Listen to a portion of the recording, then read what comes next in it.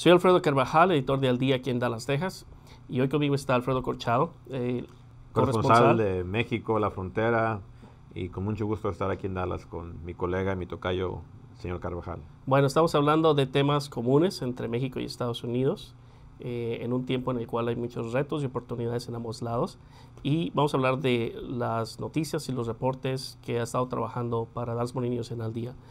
Primero que tenemos es menos de 2 meses de que Andrés Manuel López Obrador, tome el poder en la Ciudad de México como nuevo presidente de México.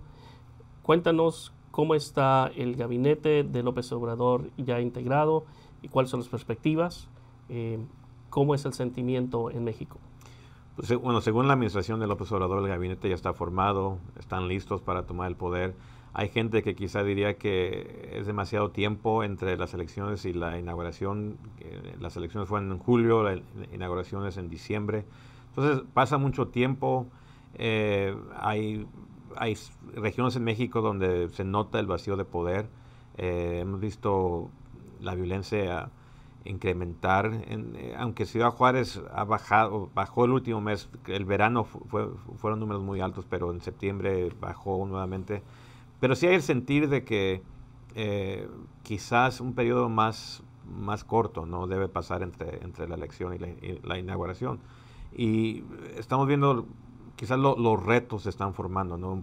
Por algún tiempo la preocupación era si iba a llegar López Obrador y NAFTA no era todavía un acuerdo. En los últimos días ya se acordó.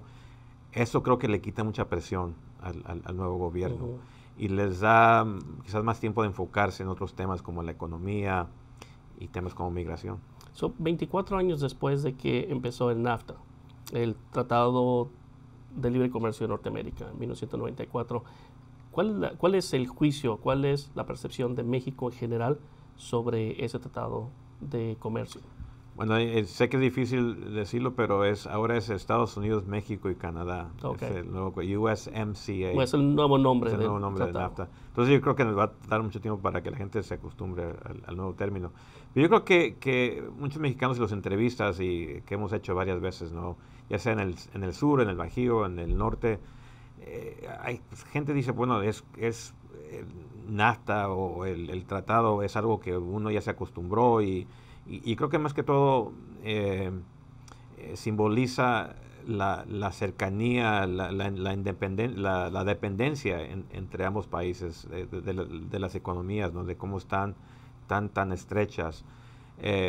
Pero hay gente que todavía cuestiona si NAFTA de veras ha sido lo que México esperaba, o sea, no solamente crear más trabajos, pero trabajos que paguen mejor. La solución para sacar a México de la pobreza, que la economía crezca de una manera mucho más fuerte. Esos puntos no los hemos visto, esos factores aún siguen. La pobreza sigue igual. Hay gente que dice que ha empeorado. El ritmo de la economía sigue como 1.9%. Entonces, yo creo que con López Obrador la esperanza es de que esto pueda acelerar, que más gente salga de la pobreza. No sé si fue cosa de campaña o si de verdad va a ser algo a fondo, pero es la esperanza en México hoy, ¿no? De cómo podemos salir como país y quizás en el futuro no estar no depender tanto de Estados Unidos. Ahora, el señor López Obrador ganó con un margen muy amplio. Hay muchas esperanzas. ¿Cómo crees que se están manejando esas expectativas en México? A mí, o sea, yo cubrí la elección de Vicente Fox, ¿no? Y creo que las esperanzas eran tan altas de que al final mucha gente aún hoy el debate si fue un fracaso o no. Creo que López Obrador ha generado tantas esperanzas que no creo, y la gente con la que hablas en las calles no creen que va a llegar a tanto, ¿no? O sea, no creen que va a cumplir tantas promesas que hizo. Erradicar la corrupción, bajar la pobreza, incrementar la seguridad. Yo creo que la gente yo creo que ven la corrupción como algo imposible, ¿no? De hacer en 6 años. Quizás pueda mejorar la seguridad del país, aunque todavía está en debate cómo lo va a hacer. O sea, el ejército ahora dice que no va a salir a las calles. Esas cosas que aún no se puede ver a 2 meses después, antes de la inauguración, cómo lo va a hacer. O sea, no vemos todavía la estrategia fija de cómo va a hacer ciertas cosas. La pobreza, generar más empleo, generar más trabajo, veremos. Una cosa de que habla mucho es frenar la migración a Estados Unidos. Yo creo que ese trabajo ya se hizo. O sea, hemos visto menos mexicanos migrando a Estados Unidos. Cifras históricas, ¿no? Cifras muy bajas históricamente. Entonces el trabajo es de veras, ¿qué hacemos con tanto mexicano que están deportando? ¿Cómo creamos trabajos para ellos? ¿Cómo generamos oportunidades para que pues, puedan sostenerse? Porque es un fenómeno de los últimos 6 años, en cientos de miles de mexicanos que residen en Estados Unidos que son deportados a México. Y es un punto de presión. El otro punto de presión es el flujo de centroamericanos que en su esperanza de llegar al norte de Estados Unidos se establecen en México y en algunos casos más permanente. Cuéntanos qué es lo que ves en México, en diferentes zonas del país, en la frontera sur, en el centro, en el norte, sobre este fenómeno de mexicanos residentes, mexicanos deportados y ahora centroamericanos. Yo creo que ahí precisamente está el primer choque que podemos esperar entre la administración de Trump y la administración de López Obrador. ¿Qué van a hacer conjuntamente como administraciones, como países para frenar esa migración centroamericana? Estamos viendo que México ya no es solamente el tránsito, ¿no?, para llegar a Estados Unidos, sino que mucha gente se está quedando en México, en lugares como la Ciudad de México. Históricamente ha habido mucha migración entre el sur de México, Chiapas, Tabasco, otros estados, pero ahora estamos más presencia centroamericana en el centro de México, ya sea en el DF, ya sea en el Bajío. Y creo que hay mucha presión del presidente Trump hacia el presidente ahorita, Enrique Peña Nieto, de que trabajen más en conjunto para frenar esa migración, para que se queden en México o los deporten de México a Centroamérica. No sé si eso va a funcionar con López Obrador. No que lo haya hecho Peña Nieto, porque ya estamos al final de su administración, pero lo que hemos escuchado de la administración es que no van a dejar que Estados Unidos los presione, y ahí va a estar, creo que, el primer conflicto entre ambos. Bueno, hablando de conflicto, otra zona de conflicto tradicionalmente ha sido la frontera entre Estados Unidos y México. Tú has estado en varios puntos de la frontera. ¿Qué está pasando? ¿Qué está ocurriendo en estos momentos? Lo que estamos viendo que es nuevo, o sea, hemos visto a menores, ¿no?, desde menores centroamericanos que se han quedado en la frontera. Lo vimos bajo la administración de Trump, del presidente Barack Obama. Lo nuevo hoy día que la nueva normalidad, la nueva normalidad que estamos viendo en la frontera son familias enteras que están intentando de cruzar, que se quedan en la frontera. Eso lugares donde se quedan, o sea, lo que le llaman holding cells, ¿no? Que no están preparadas para admitir familias, para que lleguen familias. Eso es un gran reto para este país, para Estados Unidos y para la administración de Trump. O sea, ¿qué van a hacer en el futuro? Porque los números siguen subiendo demasiado. Y como te digo, creo que ahí está el conflicto en el futuro.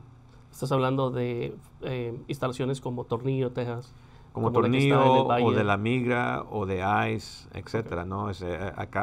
Acabamos de entrevistar a varias personas que nos cuentan de las experiencias de quedarse en esas facilidades.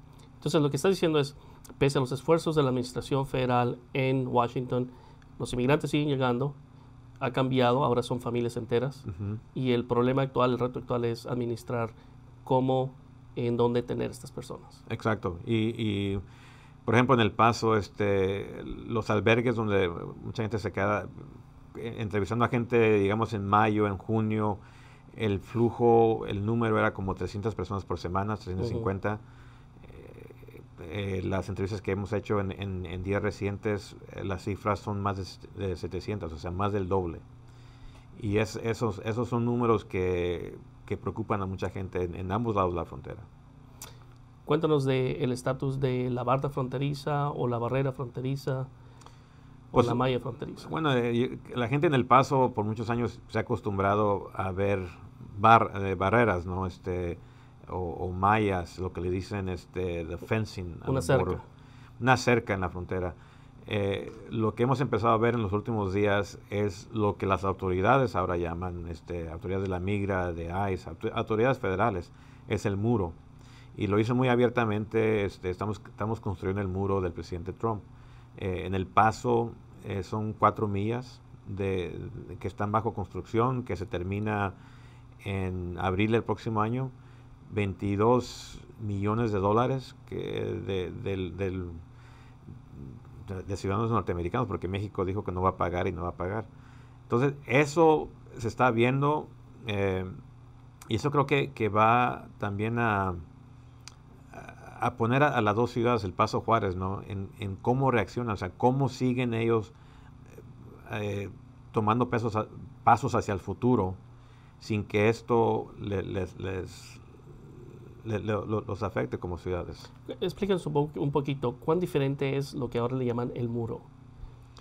Bueno, si estás en el centro del Paso, estamos impuestos a que había una malla pequeña, ¿no? Donde puedes ver a Ciudad Juárez, hay secciones en la frontera donde puedes ir a saludar a tus parientes, lo que le llaman abrazos, no muros, un evento que se ha hecho varias veces en los últimos 2 años.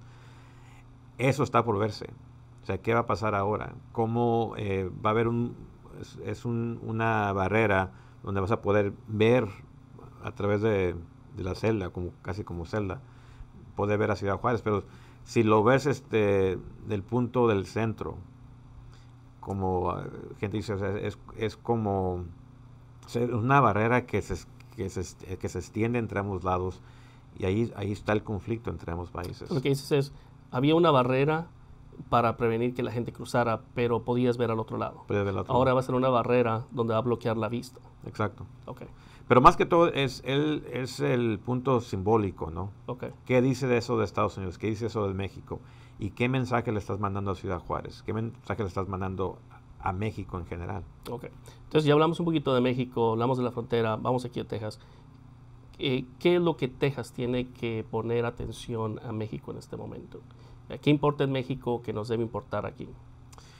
Pues yo creo que la escasez de trabajadores en Texas es un gran tema que se está viendo más y más, o sea, menos mexicanos que están cruzando, una economía en Texas que sigue creciendo. O sea, ¿de dónde van a sacar tantos trabajadores? Especialmente en un periodo donde hay tantas deportaciones de mexicanos.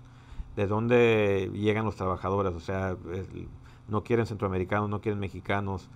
Es una gran pregunta que hay que hacerse.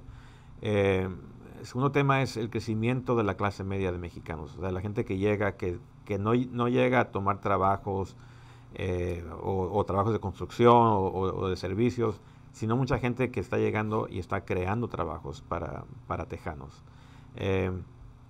Yo como reportero es un punto que estoy viendo muy de cerca, porque eso puede ser algo muy interesante para ambos países, ¿no? Para México, para Texas, en un periodo donde México, el gobierno de López Obrador, que empieza el 1 de diciembre, es algo que quieren hacer ellos más a fondo, más a menudo. A menudo es tratar de tener una relación más entre estados, con estados que son vitales, críticos para México, como Texas, como California, como Arizona, como Michigan, Ohio, y tratar de evadir o de tener menos contacto con Washington, ¿no? Eso va a ser un balance que como reportero hay que ver muy de cerca.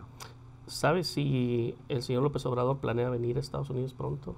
¿O a Texas? ¿O a reunirse con las comunidades migrantes? Bueno, lo primero que estamos viendo es si el presidente Trump va a ir a la inauguración de López Obrador, ¿no? El primero. Asumo que lo invitaron, o usualmente se invita a todos los presidentes de Estado. Pero está por verse si va o no va. O sea, hablando con la gente, con el equipo de López Obrador, se habla de hacer viajes a Estados Unidos.